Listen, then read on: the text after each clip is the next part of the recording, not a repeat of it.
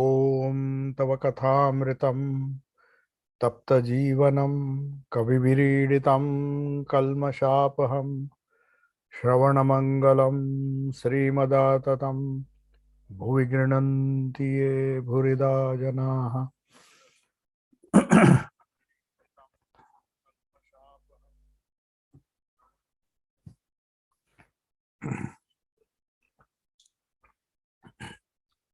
In our previous class, we were discussing Sri Ramakrishna's conversations in the Kali temple at Dakshineshwar with devotees. And the second chapter of this conversation deals with austerities of Sri Ramakrishna, his near and dear ones, and great centers of pilgrimage of the future. So it covers a variety of topics. And by austerities of Sri Ramakrishna, we do not mean penances. Austerity is a word normally in the Semitic religions, in the Christian tradition. One performs austerities by way of performing penances.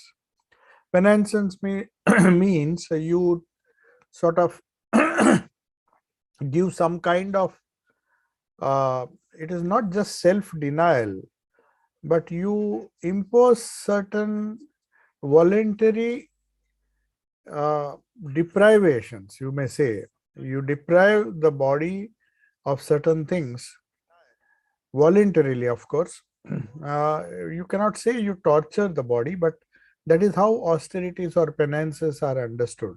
In the Jain tradition, of course, you see they perform or they practice ahimsa to such an extent that they will do a lot of things to prevent any form of cruelty, even to the tiny insects. So they even do not cut their hair with the fear that they will hurt some microbes. So they go to any extent to prevent that, and they just pull their hair. So we are not speaking of such austerities. Austerities here means a form of, in Vedanta, it means some kind of titiksha.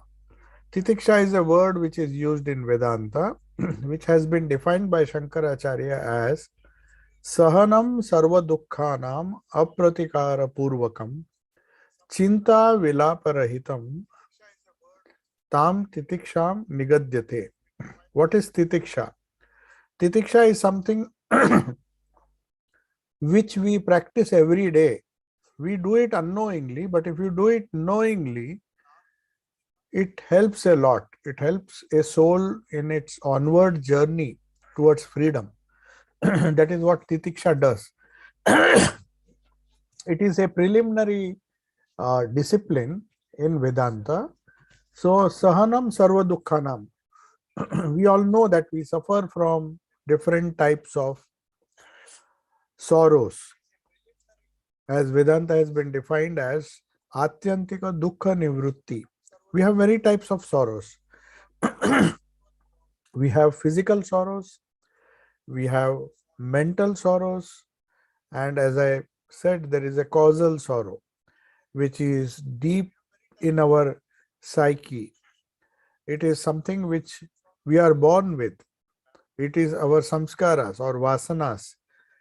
When they manifest, they become vasanas, but our samskaras, which are potential, no doubt right now, they are not manifesting. They are prasupta. The prasupta avastha means they are sort of hidden, as if a seed, you have planted a seed under the soil, until it sprouts, you don't know that the seed is there below.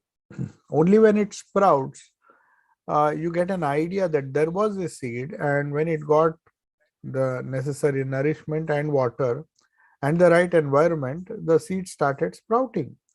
The seed was there all the time, but we were not aware of it. So also these samskaras are, they not only cause sorrow, but they give you joy also, depending on what type of samskaras are there. But our target is to remove those samskaras which gives rise to sorrow. So dukkha nivrutti means you try to remove sorrows as they come in your life. That is one way of dealing with sorrows. The different griefs that you encounter, it can be some physical ailment, it can be some mental stress, anxiety, worry. Sometimes it is strange that we don't understand the cause of our anxiety, worry. It is something to do with the future. We have not yet undergone those calamities or those uh, troubling situations, but we anticipate them that it might happen. And when we anticipate them, we sometimes uh, falsely think that it is inevitable, though this dukkha may not come after all, it may not occur at all, but the very anxiety and the worry which is behind that, that is a cause of suffering. So all these things, these existential problems that we face, are deeply rooted in our psyche, in the causal body, in the form of old samskaras which we have inherited from our previous birth. And austerity is one way to negate it. We have the idea of pratipaksha bhavana in Patanjali's Yoga Sutras. After defining the five causes of sorrow, not the sorrow itself, but the five causes of sorrow, the kleshas, Patanjali says there are different ways of tackling it. One is pratipaksha bhavana, means to have the opposite thought. When sorrow comes, you tell the mind that no, it does not befit you. Just as Arjuna was told by Sri Krishna, it does not befit you to just give up the battle. You are in the midst of the battle, you have to fight it out. No matter whether you're fighting your own relatives, your near and dear ones, it is fine. But if injustice is on their side and you have a just cause and you think it is your swadharma to fight, you have to fight the battle of your life, even if it means death for you.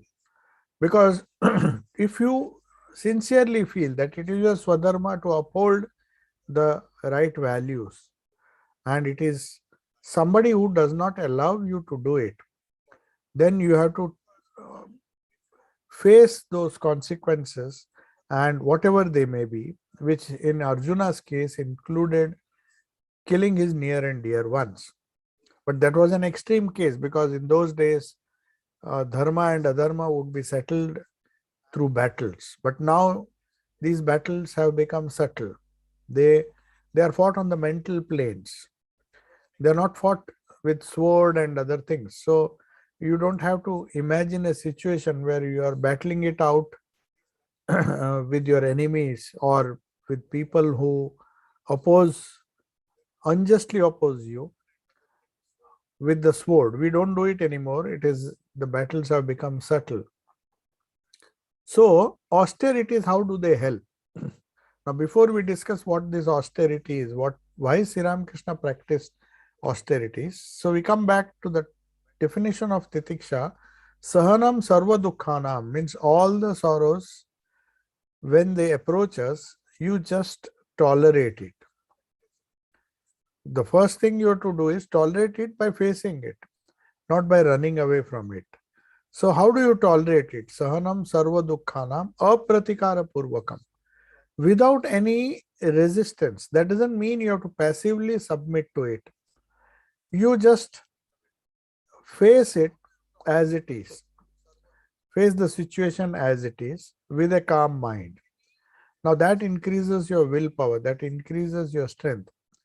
So apratikara purvakam means without any pratikar. Pratikar means giving tit for tat. That's normally we do. It's an easy way out of any situation which involves a conflict. You just say it is tit for tat. So you do something to me, I do something to you, and then the matter ends there. But there is another way of dealing with the situation that is known as titiksha. It can be self-imposed or it can be imposed by others. But the right way is to increase your willpower by following this, by apratikara purvakam chinta vilaparahitam. Now it's not enough to just bear that pain or bear that worry or bear that pain causing obstruction in a very brave or manly fashion. That is not enough. You just have to ignore it. You don't even have to think about it. Chinta vilapa. Don't regret over things that have happened which might not have gone your way. But at the same time, don't even give a second thought to it. It has happened. It's a matter of the past. Just bygones be bygones. And that's why the famous teaching of the Bible, which says, let the dead bury their dead. You move on. So Jesus is telling, don't bother about that. Don't bother about the past events, whatever, however grievous they might be from your point of view. They have occurred. You have to do. It has to be done away with. You can't just hold on to the memories. Even the memories should not haunt you. Chinta and vilapa. Vilapa means trying to remember it again and again, that somebody was unjust to me, and then I have that feeling of revenge. But if you don't allow it to occupy your mind, you're so busy with your future, you just brush those things, chinta and vilapa. Not just bear these obstacles, the painful obstacles, with a brave face, or that is sahanam sarva dukkhanam is fine, but chinta vilaparahitam, that is titiksha. So it is not enough to forgive, but you have to forget it. Even the painful memories of the past have to be erased from your consciousness. That is how titiksha is defined. So now Sri Ramakrishna here in this case, he is telling what kind of titiksha he had to practice in his own life. So he's saying Sri Ramakrishna is standing on the path by the Nahabat. Nahabat is the place near the Dakshineshwar temple. Those of you who have seen this location in Dakshineshwar, where the Kali temple, there is a small Nahabat where Holy Mother Sri Ma Sharda Devi used to live. She lived a very quiet life, full of austerity, as it is defined here, defined by Shankaracharya, Sahanam Sarva Dukkhanam Apratikara Purvakam Chinta Vilaparahitam Sa Titiksha Nigadyate. Titiksha is known by your capacity to forgive and forget. Not only forgive, but even the memory, least trace of the memory which will haunt you in the future, that has to be removed. So how to do it? That is exactly what austerity does to a person. It helps you to not only overcome the obstacles, but it also helps you to face the troubles. So the troubles that we encounter on a day-to-day basis, this titiksha strengthens the will. If we practice titiksha, when we face these sorrows, when we face these obstacles, it helps us not only to negotiate them, but also increase our willpower. So in the future, if there is a higher possibility, or there is a possibility of a higher sorrow which you might have to encounter, then this titiksha comes in handy. This development of your willpower to face lesser sorrows prepares you in a way to deal with more painful or more bigger sorrows in a very calm and collected manner. So that's the advantage of titiksha. It's not just for the sake of doing austerity that you should do fasting. There are so many austerities, especially some religions believe in these austerities, not eating or eating once in a day, fasting, denying certain things. self-control and all those things, they are very good if they are done with a purpose of calming down your mind. So Sri Ramakrishna says he is now just seated on the side veranda behind the fence of that Nahabat. Nahabat, as I told you, is a small building away from the temple where Holy Mother used to stay. So he sees M, the one who is the chronicler of who has recorded this conversation. He is seen absorbed in deep meditation. Is he meditating on the Lord? Thakur is on his way back from Jhautala, the willow grove, after having a wash. So normally they used to have they used to go for wash and other ablutions in the grove. It's an open air, you can say, washroom. Anyway, Sri Ramakrishna says when he sees him, well, you are meditating here. Oh, wonderful! You will soon succeed. Just practice a little, and someone will appear to tell you the right way. When we are sincere with our practices, we find that a way is shown to us. Somehow we are guided to somebody who will tell you the right way. We have to practice. We have to start with something. As Sri Ramakrishna used to say, you want to go to Puri, you don't know where Puri is. But you just start walking. If you don't start walking, then how will people tell you whether you are on the right path or not? So when you start walking, maybe you've gone in the wrong direction and you ask somebody where is the direction to Puri, to go to Puri. Then he'll say, no, you're on the wrong road. You have to go back and then take another road. But we have to come out of the house. Just sitting and waiting for instructions will not help. So that's why Sri Ramakrishna is very happy that M has started practicing meditation without getting instructions, specific instructions from somebody.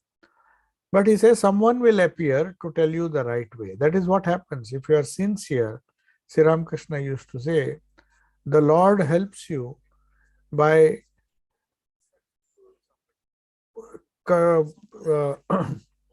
by putting some people on your path who will guide you. So somebody will appear, someone will appear in some mysterious, not mysterious way, but in a way that you will be able to take on your meditations, your sadhana from where you left. You have just started to walk, but then you will get the right direction. So M is startled. He was not expecting that Thakur will come there. In fact, Sri Ramakrishna is trying to hint that because of your sincerity, you started meditation. Now he will go and explain to him how one should meditate.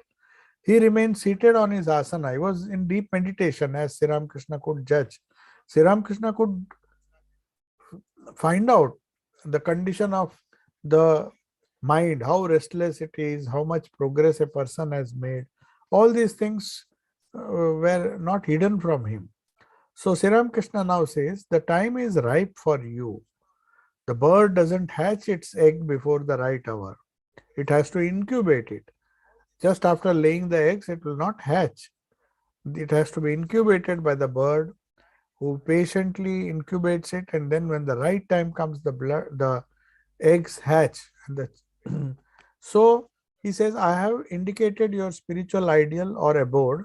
It's truly your abode. So that is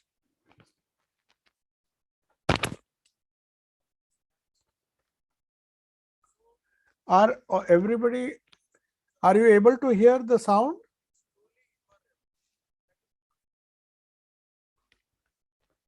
Please indicate in the chat. Somebody has written in the chat that they are not able to hear the sound. Okay. Yes. So I think there's something wrong. You please check. The sound is okay. Maybe there's something wrong with your adjustment. Anyway. So Sri Ramakrishna now says that unless it is the right time for the egg to hatch, the bird incubates the egg, but waits for it for the right time so that the egg can hatch, so that the embryo which was inside it grows to its uh, full size, and then it has a greater chance of survival. So now it's truly, he says, I have indicated your spiritual abode. That means he has pointed out his Ishta, how he should meditate. Now that is your goal, that is your abode. You see, you have to understand that when the Guru guides the disciple, he has to point out the direction in which the disciple has to move. So that is exactly done when the mantra is given. You have to point out your ideal. Most in most of the cases, it's a personal ideal, a personal God, a personal a personality on whom you meditate, and you imbibe the qualities of that personality.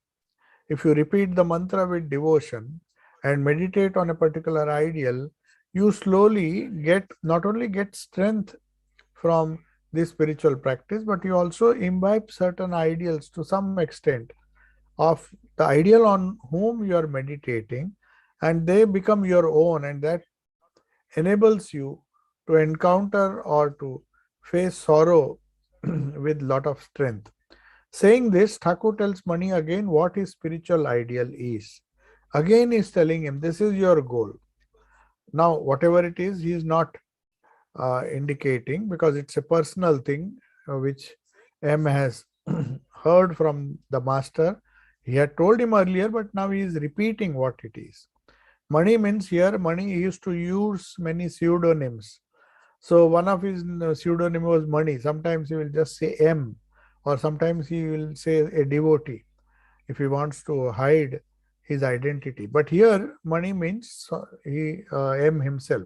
He was meditating, and Sri Ramakrishna is very happy that he has started meditating, and he also tells him, you see, when the time is ripe, the right person will come and guide you. And you will be told what your ideal is and what your goal is and how you should be going about it. How you should be practicing it. So then he says, it's not that everybody has to practice a lot of austerities. Though I had to make a great deal of effort. Now, Sri Ramakrishna is saying, you don't have to do all the austerities that I did. My goal was something different. When an incarnation comes, he has to come to help in a collective way the entire humanity. So he has to perform much more. Sri Ramakrishna used to say, I have done 16 parts. You do at least one part and that would be sufficient. So that was his uh, uh, conception. I mean, that was what he is telling now, that everybody doesn't have to practice the type of austerities, the type of titiksha I had to practice. I had to make a great deal of effort, but that doesn't mean that you have to match it. Even if you do a little, it's enough. So then he says, I used to lie down with my head on the ground, and whole day would pass by while I wept and called out, Mother, Mother. So his yearning was so intense, we can't even match it. We don't feel the need for God as Sri Ramakrishna felt.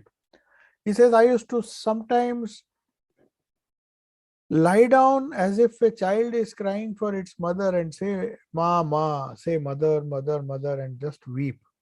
And whole day would pass. So Mani is now hearing this. He has been coming to Thakur for the last 2 years or so.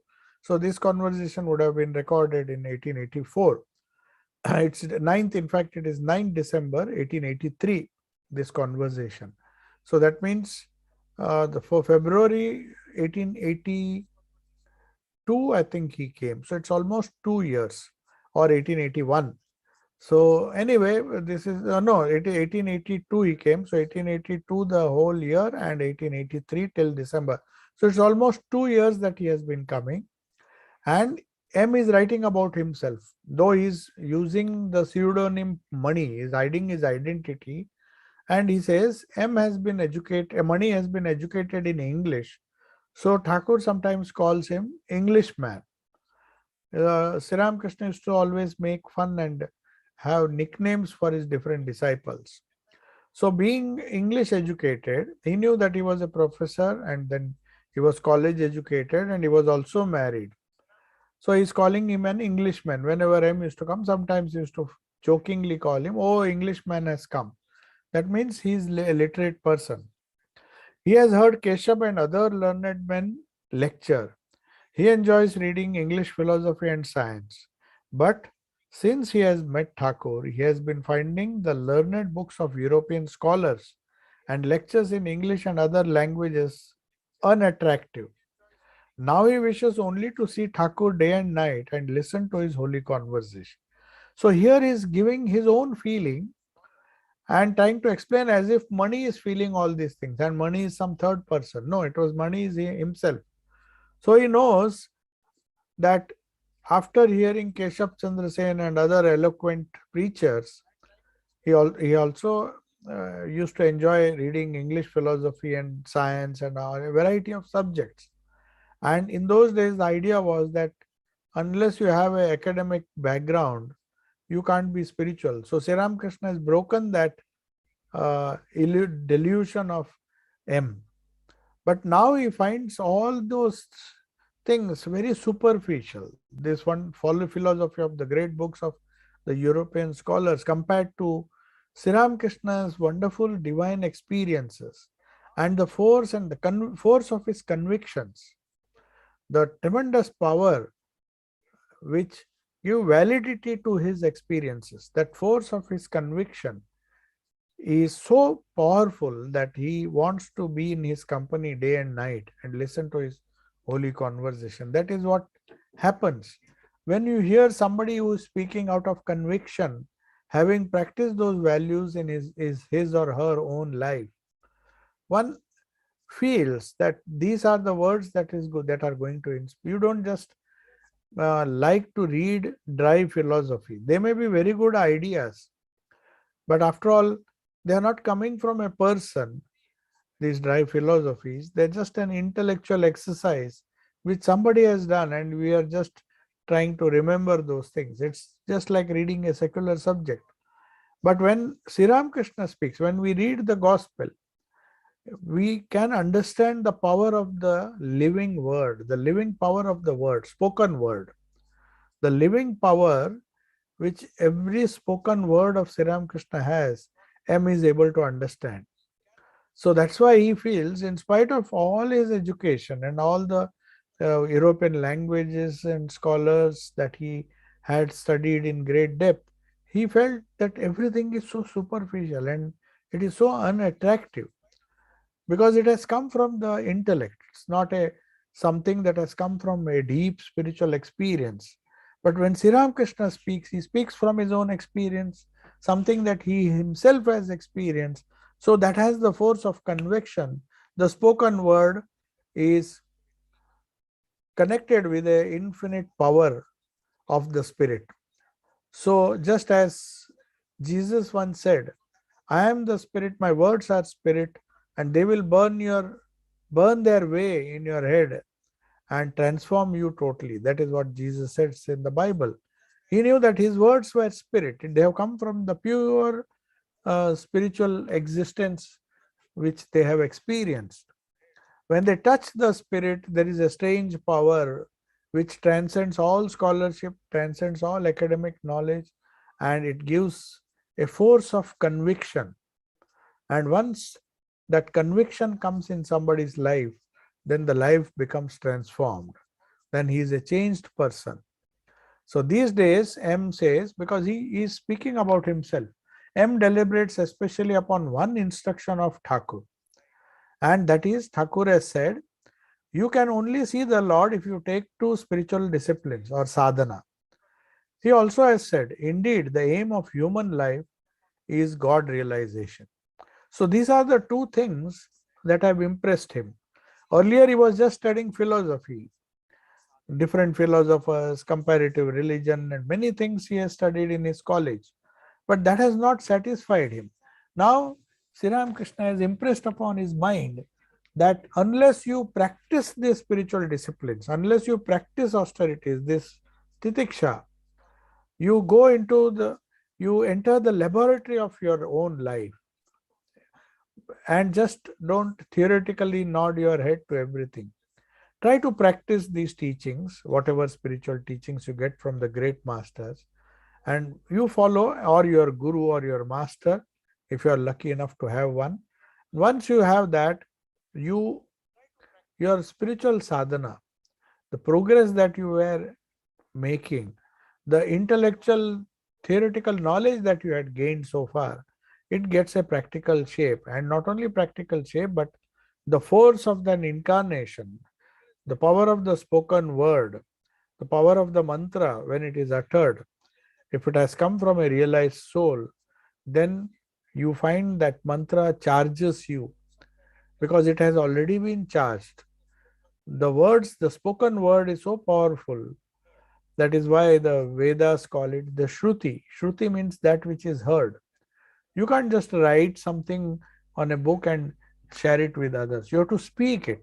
When it is spoken, the spoken word has a subtle vibration connected with it, which enables this transformation to take place.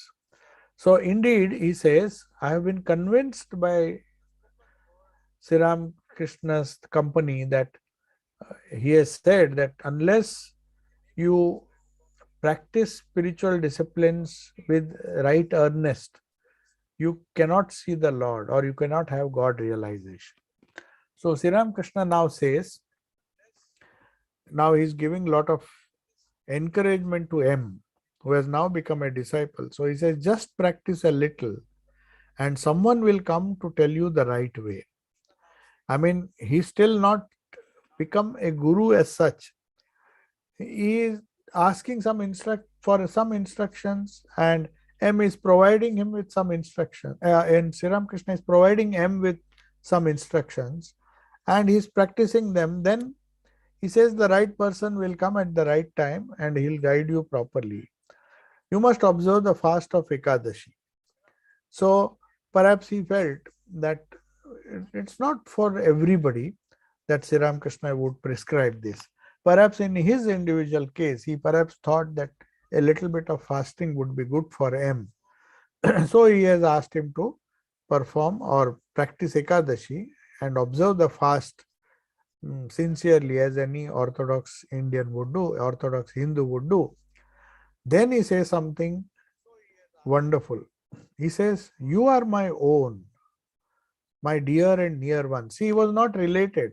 There was no biological relationship of Sri Ramakrishna and M. They were born in different families, different locations, different castes, different qualifications. They were not even connected. But he says, now you are my own. Not biologically, but in the spiritual field, the spiritual context.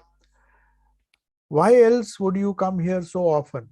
If you did not get anything, any spiritual benefit or any impetus for sadhana or to lead a spiritual life, then why would you come here so often? You are even sometimes M used to take special leave and come to Dakshineshwar from Calcutta, from his college, or sometimes he had some periods which were off. When during his off time or off periods, he used to quickly manage to somehow travel to Dakshineshwar, and even for a few hours used to enjoy the holy company, satsang of Sri Ramakrishna.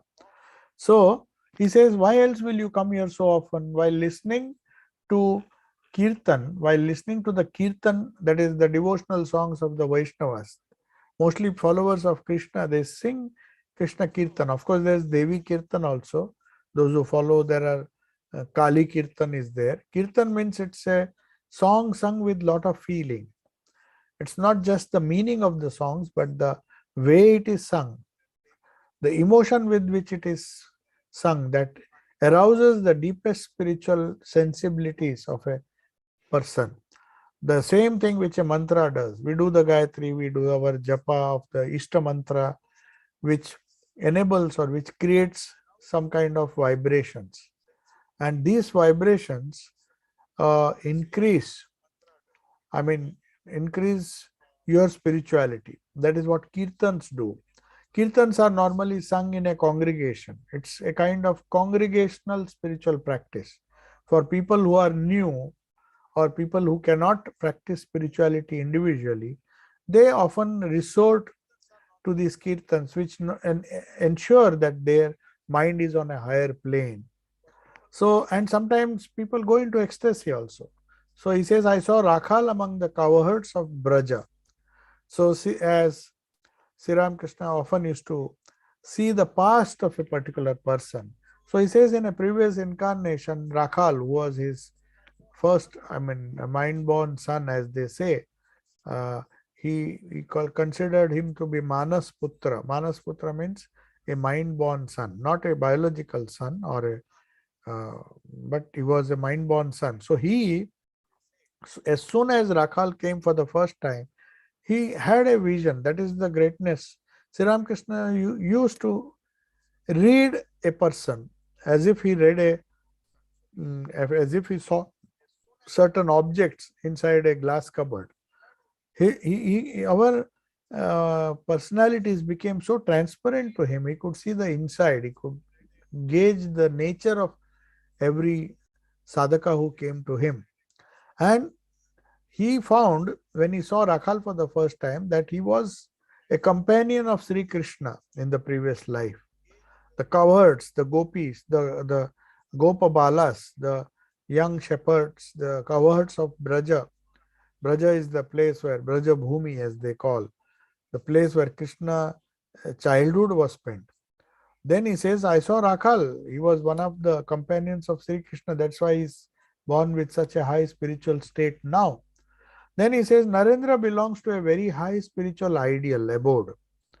He had many great things to say about Narendra. In those days, he was just a mere college boy. But the moment he saw him, he said, you will be doing great work. You'll be preaching all over the world. Naren just laughed. He says, and he said, Keshav Chandra Sen was a great preacher and had even spoken before the Queen of England in those days.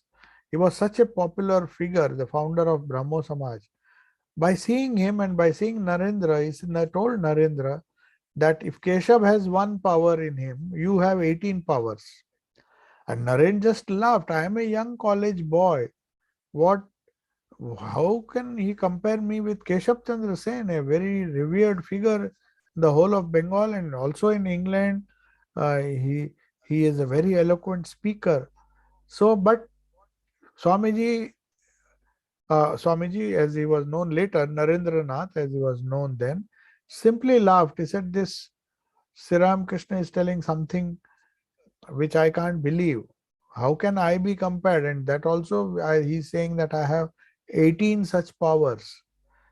If Keshav has one power, you have 18 such powers. So he said, where? I don't see anything. So he could see the future potential of his disciples.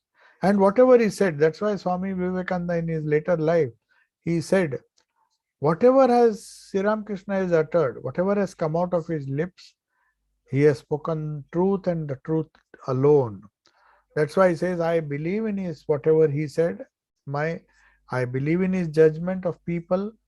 If he says a person is capable or if he says a person is good, I just take his word for that. I don't even have to question it. Because he says, in every case I found, whatever he has spoken about different disciples of his, they proved to be correct as days passed. So then he says, and Hirananda, what a childlike temperament he has. He's so sweet. I long to see him too. Hirananda was a disciple who was the editor of two major newspapers in Sindh. Sindh was in those days the westernmost part of India. Now it is part of Pakistan, of course. Geographically, Sindh is a portion where Karachi and all they are in Sindh. So from Karachi, from Sindh, he came all the way traveling. Of course, trains were there, but you had to change so many trains. And it took so many days to come, but he used to come to meet Sri Ramakrishna in Kolkata. So he says he's so sweet and he's so childlike in spite of his great talent. He's the editor of I mean, the editor of two major newspapers of Karachi in those days, and still he's coming here with a spirit of inquiry as if a child would go and inquire, ask its parent or the father or the mother.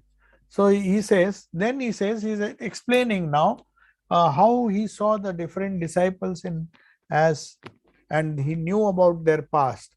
He says, I saw the intimate companions of Gauranga, that is Chaitanya Mahaprabhu, not in bhava but with my physical eyes. So many of those people who had been born as some of the disciples of Sri Ramakrishna, he could see them dancing as intimate companions of Gauranga in a bygone age. And he says, I saw it with my physical eyes, not that I dreamt about it.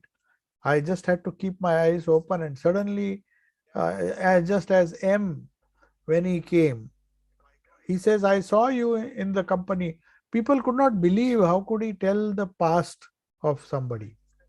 How could he tell what you were in your previous birth? And the characteristics and the other things which developed later on were so true to his judgment. His judgment was so accurate that everything proved to be true in the future. Whatever he had predicted about Narendranath, whatever he had predicted about M, M was an ordinary householder. He had such a horrible domestic problem, quarrels with inside the house, that he was practically planning to leave the house and commit suicide. Fortunately, he came in touch through the grace of his friend, who afterwards never came to Dakshineshwar. He somehow introduced M to Sri Ramakrishna, and that was history. His whole life changed. All the sorrows, all the conflicts that he was facing in the household. It was a joint family, quite a big family.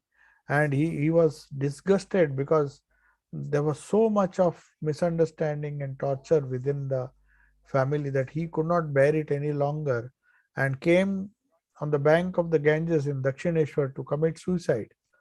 But suddenly the whole atmosphere changed when he saw the wonderful ambience of Dakshineshwar and Sri Ramakrishna's presence. So once he meets him, then his whole life gets transformed, and he gives up the idea of suicide. And the reason is that basically he was, in previous life, he had the potential to become a great saint. So with physical eyes, I saw Gauranga and his intimate companions, and I saw you too among them. He's telling M. Sri Ramakrishna is telling, I saw you and I saw Balram. So Balram Bose, who was a great householder devotee of Sri Ramakrishna, was seen. He's identified at least two, M and Balram Bose, as companions of Gauranga in a previous life. So they were born with that spiritual wealth, with that spiritual characteristics, the experience of the past. We come to this world with a baggage of our own. The samskaras are not inherited from the parents, mind you. If it was the case, then Jesus was the son of a carpenter. He would have become a carpenter, or maybe he would have had those characteristics. But birth may give you certain biological characteristics. You may inherit from your biological parents, but your spiritual future or spiritual past has nothing to do either with your parents or the family in which you are born. They may give you some characteristics which you can say that you can inherit, or you have inherited from them. But spirituality, the spiritual progress that you have made in the previous life, everybody comes with that samskara. The samskaras in the causal state, they are waiting to fructify. Because of the good karma of the past, you happen to go into satsang, and a uh, mm, a religious tendency grows in your mind, and you become more and more spiritual as days pass. Then he says, why do I suddenly stand up when I see somebody? It is as if I'm meeting an old acquaintance after a long time. You see, when so many people came, suddenly when he saw a particular person, like he saw Narendranath, He just got up. He said, "Oh, I know this person. He belongs to this spiritual category. And he was born in some previous life as a companion of some great prophet or a great saint." When he saw Ramakrishna, Shashi Maharaj, and Sharat Maharaj, who was also known as Saradanandji, when he first met him, he said, "I saw you in the company of Christ." So he believed, and not only believed, he knew that they were great spiritual giants in their own right in the previous birth. And now they have come to work out, either work out their karma or to play the divine play with the Lord, just as they came as companions of the incarnation in a previous age. They come in every age as companions of the incarnation. That's why he says, "Why do I suddenly stand up when I see somebody?" He suddenly identifies these people, and he comes and he recognizes them, and then predicts about their future. Then he says, that's why he could suddenly, he says, "Why do I do that? Because I suddenly recognize that who this person is."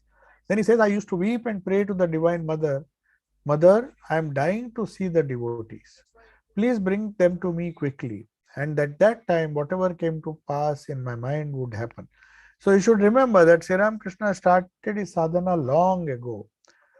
Uh, for after doing sadhana towards the end of his life in 1882, last 4 years of his life, most of his great disciples, especially his intimate disciples, came. They started coming. And they came because he used to weep and pray before the mother, "You've given me all the realizations. I have realized God through all the different paths, through different sects, different religions. I practiced everything and found that they all lead to the same goal. But I want to share this knowledge with some intimate group of people or devotees. Please send them." And then at that time he said, "I had whatever came to my mind used to happen." And that is how the disciples came one after another. Then he says, "I had planted a grove of tulsi in Panchavati for performing japa and meditation. I had the idea that it should be enclosed by a fence of bamboo canes. Later, I found that a bundle of bamboo canes and a small piece of string had come floating in with the tide in front of the Panchavati. A laborer of the temple joyfully informed me of it." So a desire had just come that since he has planted so many tulsi trees, they have to be protected from goats and other animals, cows who might graze and eat away everything. So he wanted to, but he was poor, he did not have money. So he wanted a bamboo fence to prevent animals from grazing into his tulsi grove. So suddenly he finds that in those days, sometimes when they were traveling by boat, maybe the boat would capsize or things used to just float because it was a wooden. Bamboo canes are lighter than water, they would float on water, and some string also came with that. So he did not have to buy anything. He That laborer of the temple came and joyfully informed him. So perhaps he also helped him to build that uh, fence of bamboo canes. So that is how he says, "Whatever came to my mind, desire, it was fulfilled immediately." He had his mind had been uh, his mind had reached that state that that is in Sanskrit it is known as sankalpa siddhi. Sankalpa means we decide to do something. Now siddhi means that capacity to do it immediately. The thought comes and you do it. It doesn't happen. We have to make sankalpa and then increase our willpower, then only we succeed in following certain things. So he says, "I reached that state where whenever I wanted, I planted tulsi trees, I wanted to meditate there. Then I thought there should be a covering, a bamboo fencing, and the fence came, the thread came unasked for, as if destiny brought those things for him." So Sri Ramakrishna points out that this is what happens if we totally depend on the Divine Mother for everything. So he says, "In that state, I could not perform formal worship. I said, 'Mother, who will look after me in this state?' Mother, I'm not strong enough to bear my own burden, and yet I like to hear about you. I like to feed your devotees.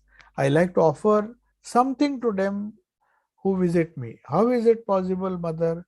Mother, please provide a rich person to help me. That is why Mathur Babu rendered me so much service.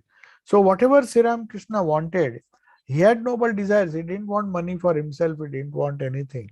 He just wanted to share the spiritual treasure that he had accumulated. Before going away, before taking Mahasamadhi, wanted to share it with his disciples.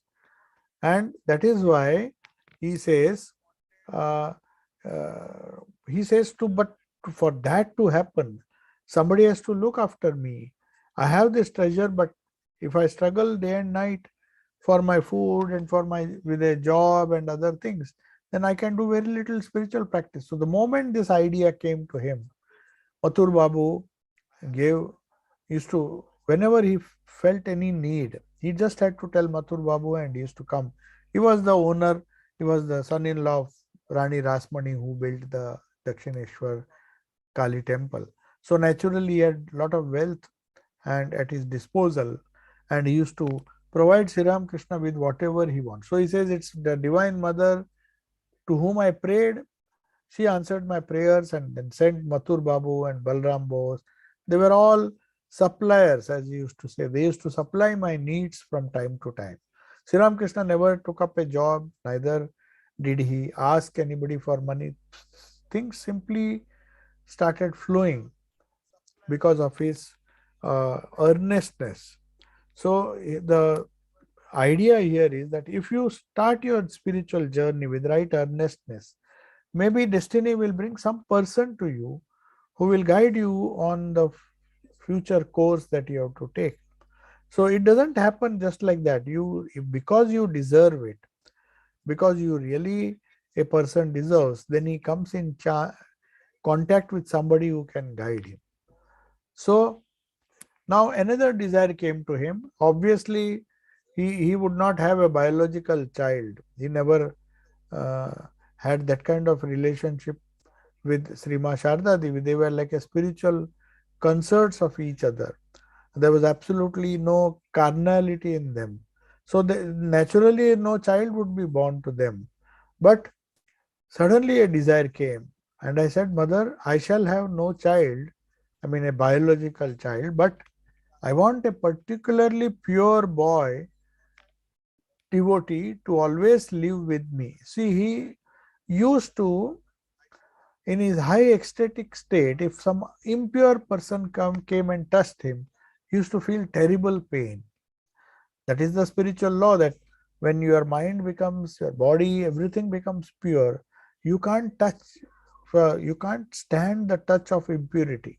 So any impure person comes, it is very difficult. So spiritual aspirants or spiritual sadhakas, they deliberately seek holy company so that they get the benefit. So here he says, Mother, since I will not have a child, but I want a pure devotee, boy devotee to live with me, pray give me such a boy. And so I got Rakhal, and Rakhal immediately turned up. So those who are intimate with me are either a portion of the divinity or one kala thereof. I mean, they are, because of their proximity with me, because they are companions for the divine play of Sri Ramakrishna.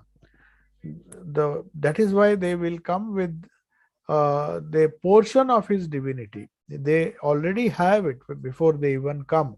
Sri Ramakrishna just recognizes them and then gives them the impetus for their onward journey.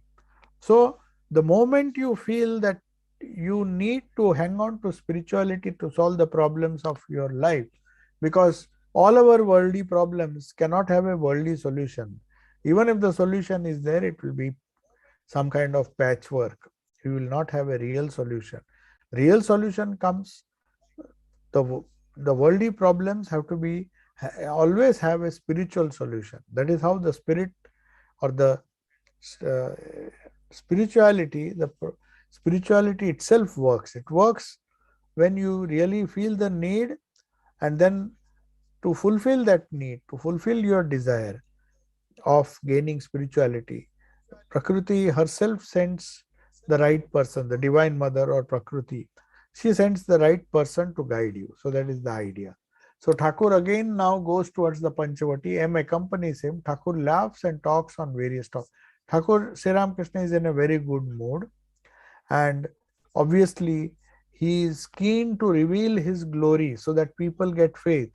M and all who had just come a few years ago, they need some kind of conviction about the divinity of Sri Ramakrishna, and now and then Sri Ramakrishna would reveal this uh, reveal his divinity to them so that they could continue with their sadhana and their spiritual ministration. When Sri Ramakrishna passed away, some of the direct disciples used to guide these aspirants, whoever came to them, with by giving them spiritual instructions, by giving them mantra diksha, and many things Sri Ramakrishna did. And then subsequently his disciples also did. So then Thakur, then there is a new incident will not begin. And if there are some questions, let me just check in the chat box. There are quite a few questions. I'll rather answer them than start a new topic. Yeah. So I don't know. There was one iPad. Devotee was listening on iPad. It seems she did not hear any sound. I think the everybody else could hear. So I think there's something wrong. You forgot to switch off, do make the adjustments. So that's why you perhaps did not hear the sound. Now, there's one more question here, which says, I think it's more a statement than a question. Anyway, I'll read it. If we start walking, then we get help from somewhere.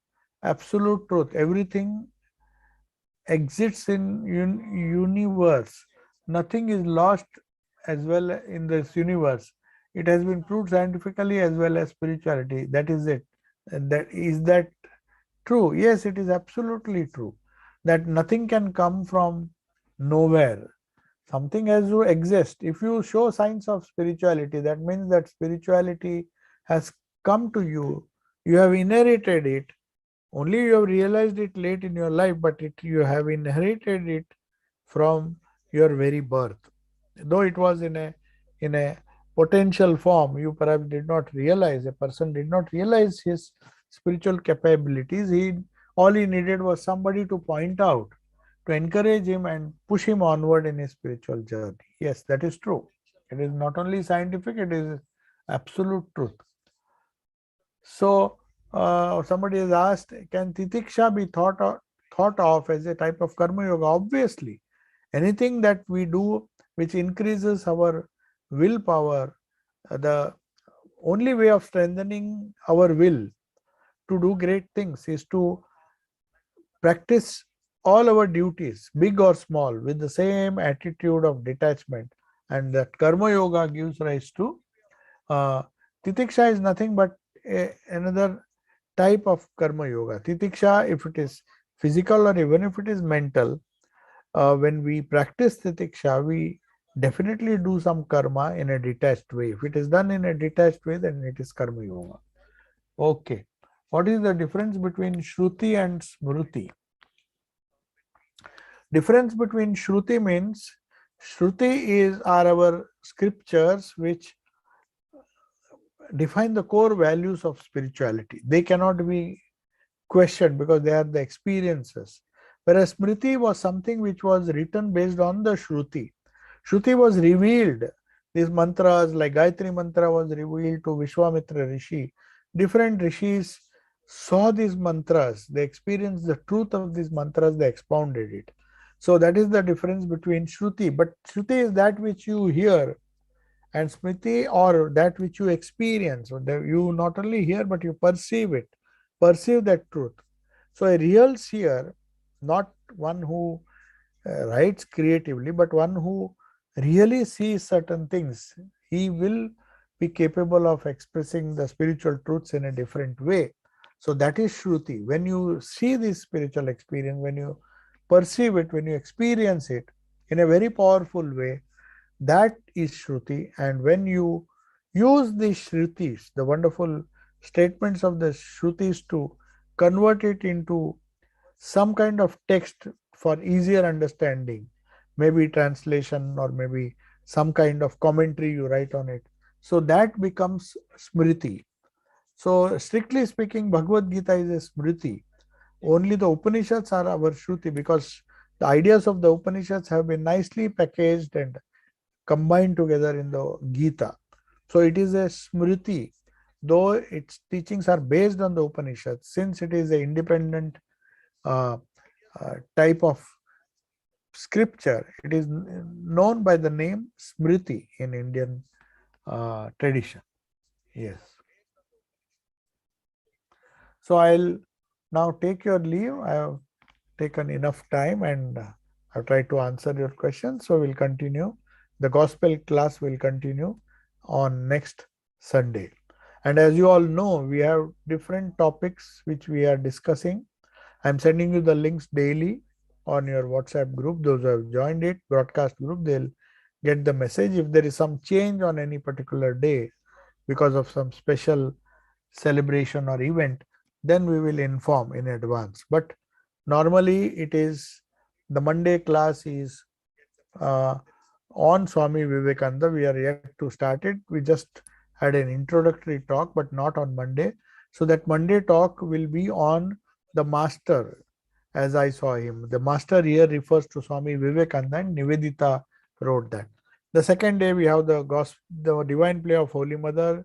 On Wednesday we have a beautiful subject which discusses Vedanta in a very practical way. It is known as Vedanta and the science of human possibilities. What are the possibilities we have, and how much of it we are using it, and how can we cultivate higher and higher possibilities? So Vedanta and the science of human possibilities is on Wednesday.